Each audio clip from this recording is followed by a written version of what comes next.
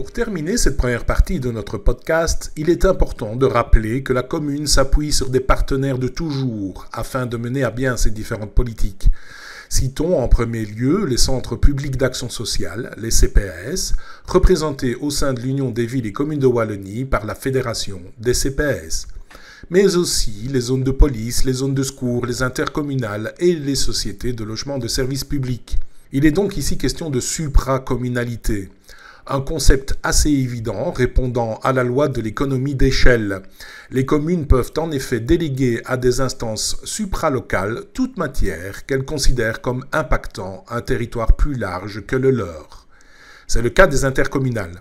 Une intercommunale, c'est donc une association d'au moins 2 communes qui décident de gérer ensemble une matière d'intérêt communal. Par exemple, l'enlèvement des immondices, la gestion d'un hôpital ou la distribution de l'eau ou de l'électricité. Les intercommunales gèrent souvent des matières techniques très complexes pour le compte des communes qu'elles représentent. Quant à la police et aux services de sécurité, ils ont été rassemblés ces dernières années par zone suite à une décision fédérale.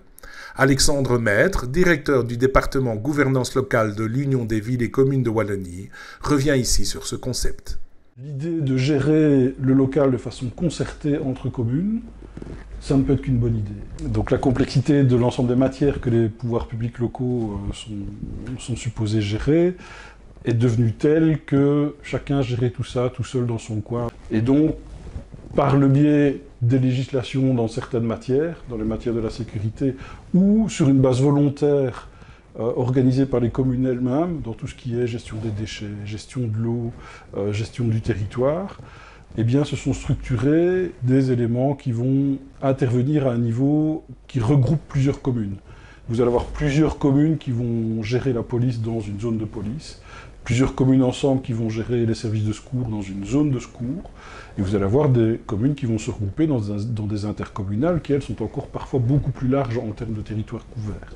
C'est des pans qui sont devenus vraiment très très importants du mode de fonctionnement des pouvoirs publics locaux parce que la commune ne peut pas tout gérer toute seule à son niveau et qu'elle doit s'ouvrir vers l'extérieur et s'organiser avec les autres communes pour gérer l'ensemble de ces matières. Ça se passe aussi avec des mouvements de supracommunalité où des communes vont s'associer entre elles sous différentes formes pour que leurs décideurs, et spécialement leurs bourgmestres, se mettent autour d'une table pour décider de politiques qui sont cohérentes à l'échelle d'un ensemble de communes qui fait sens par rapport à une problématique. Ça, c'est un mouvement qui s'est fort développé ces dernières années, avec beaucoup de créativité, pour essayer de mettre de la cohérence dans l'action locale à un niveau supralocal, avec une véritable implication des majorités locales, qui n'est plus tant possible dans les intercommunales, et d'autant moins possible que les intercommunales sont devenues des très très grosses machines, très techniques,